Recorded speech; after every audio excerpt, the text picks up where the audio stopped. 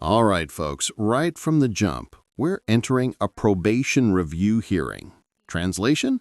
This isn't a brand new trial. It's the court checking whether the defendant has followed the rules of his probation. Think of it like a legal report card. And the grades? They're not looking good. We will go on the record in the matters 20 CM 234, 21 CF 130, 21 CM 199, State of Wisconsin versus Benjamin Flanery. The state appears through DOC agent Leah Lineweber. We have Mr. Flanery in person as well. We're set here today for a probation review hearing. We were here on February 19th, in which the court did provide specific orders and conditions for Mr. Flanery to meet to avoid having conditional jail. He was serving some conditional jail or in custody on a warrant and facing conditional jail. At that time, the Department of Corrections had another individual, Gretchen Anibis. Now here's the setup. The judge gave Benjamin Flanery one last chance back in February. No jail time if he stayed clean and complied. But in the justice system, second chances come with fine print. Break one condition and the gavel comes down hard. In your place, Ms. Lineweber, that is not the agent of record. You were on vacation. And so she had notes about the case, and there was a recommendation from your standpoint and Department of Corrections standpoint. But now you are back from vacation and you can provide the court with an update on where we are now from February 19th and where Mr. Flanery is and if he is actually meeting the conditions of the court. He is not meeting the conditions of the court. He showed up on the 28th of February and he admitted to using methamphetamine. I'm sorry, I have to turn you up a bit. Notice how the agent points out he tested negative for meth, but positive for marijuana, and she suspects that wasn't old use. In probation talk, that's a red flag. Because here's the kicker. Honesty with your DOC agent counts just as much as sobriety. So the question is, did Ben just fail the test, or did he fail the trust? Go ahead. You want me to repeat? Yeah, no, you don't have to repeat, but okay. Can you bring the microphone just a little bit closer? During that office visit, he was told about the GED boot camp. He did fill out the paperwork while he was in the office, and we did email it to the GED boot camp to make sure it got there. He did come back on the 14th, and he was positive for marijuana, and he stated that it was not new use. But I did not realize at that time that he didn't test positive, or he didn't admit to it when he came into the office the first time. So I believe it was probably new use, but he was negative for methamphetamines at that time.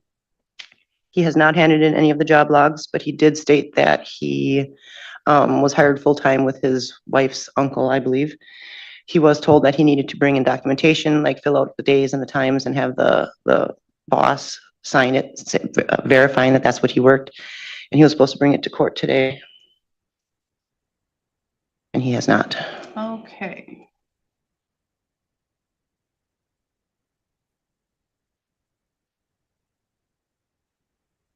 Mr. Flanery. All right, so you were here in court on the 19th. You then saw your DOC agent on the 28th and you admitted to consuming methamphetamine, correct? Correct.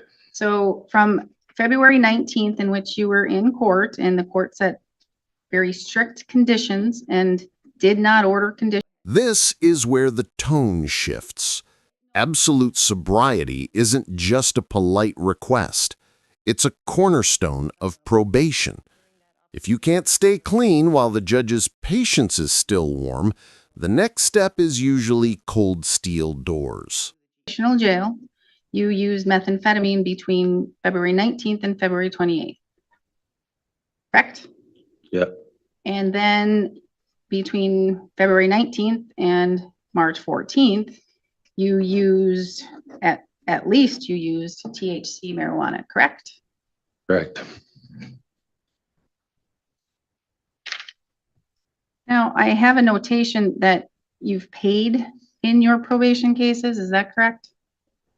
Have you made any payments? Yeah, When did you make payments? I made, after the first 2 weeks, cause you said $50 a week.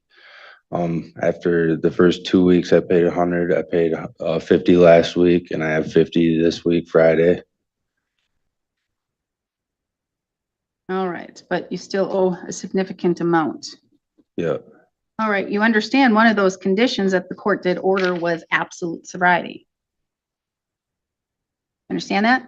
yeah, I mean, that is one of the conditions, not only that is part of why you were not ordered for conditional jail on February 19th, but that is one of the conditions for your probation. The classic pivot. The defendant trying to show progress. He's working, paying fines, getting his life on track.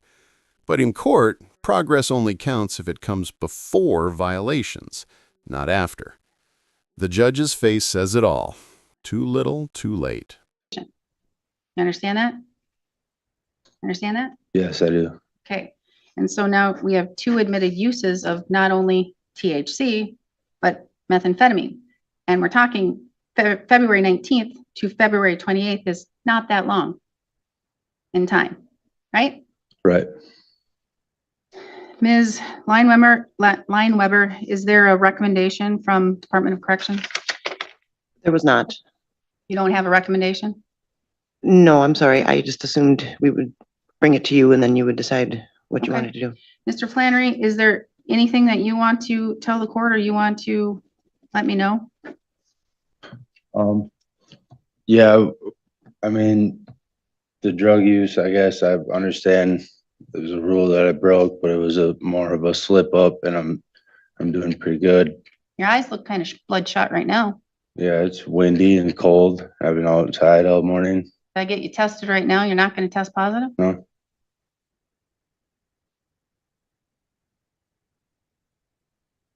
Okay. What else? Well, now that I've been working full time, I can make. That last outburst, it seals the deal. Courts don't reward defiance, especially not seconds after sentencing. If there's one takeaway here, it's this. In the justice system, attitude can turn 90 days into 100 real quick. My payments for sure. And who are you working for? M5 Construction is the company. His name's Kevin Miller. Oh, I know Kevin Miller. Yeah. And who is he to you? He's my uncle-in-law. So I have one memorandum from the Department of Corrections from March 17th. I had another memorandum, but I don't know which file that was filed in. But I do remember there was another one filed from a different date prior to the last probation hearing. At least I thought there was. Maybe it was just what Ms. Annabis told the court. Did you file a memorandum prior to the last hearing? I did, requesting the hearing. Requesting the hearing. Do you remember what date that was? I do not. I'm sorry. Oh, that's okay. Oh, was that in December? Very well could have been. Yes. December 23rd, 2024 was a memorandum requesting a hearing. He wasn't paying his fines and fees. He didn't get his GED. He didn't complete the AODA. Oh, that's another reason. That's what we discussed, the AODA last time and with the absolute sobriety. All right, anything else that you want me to know, Mr. Flanery?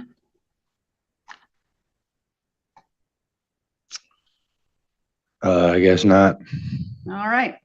Well, based upon what occurred on February 19th and based upon what occurred between February 19th and today, the court is going to order 90 days of conditional jail to start immediately today. You'll be taken up right now. 90 days conditional jail. Can I get one more? Nope. You're all done.